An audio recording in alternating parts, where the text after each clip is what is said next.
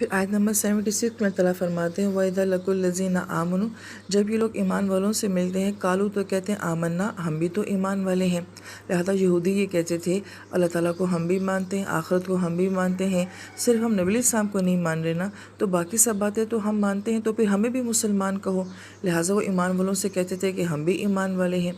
وَإِذَا خَلَا بَعْضُهُمْ إِلَىٰ بَعْضٍ، لیکن جب وہ تنہائی میں ایک دوسرے کے ساتھ اکیلے ہوتے تھے قالوا تو کہتے تھے أَتُحَدِّثُونَهُمْ، کیا تم بیان کرتے ہو ان مسلمانوں سے بما فتح اللہ علیکم، جو اللہ پاک نے تمہارے لیے باتیں کھول دی ہیں، لِيُحَاجُّوكُم بِهِ عِندَ رَبِّكُم، تاکہ یہ لوگ تم سے ان باتوں کی وجہ سے بحث و مباحثہ کریں۔ أَفَلَا تَعْقِلُونَ، کیا تمہیں عقل نہیں ہے؟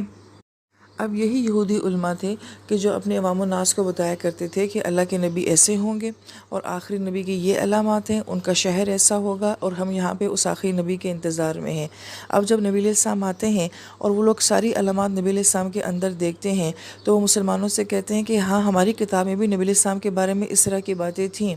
تو اب جا کے یہود کے علماء ان سے یہ کہتے ہیں کہ اگر تم ان کو یہ بتا دو گے کہ ان کی ساری علامات ہماری کتابوں کے اندر موجود ہیں تو پھر تو یہ تمہارے ساتھ بحث کریں گے کہ تم مانتے کیوں نہیں ہو۔ لہٰذا وہ باتیں جو اللہ تعالیٰ نے ہمیں کتاب میں بتا دی تھیں اور ہم نے تمہیں بتا دی ہیں، یہ باتیں جا کے مسلمانوں کو بتانے کی ضرورت نہیں ہے، کیونکہ ان کو پھر کیا ہوگا، سچ پتہ چل جائے گا۔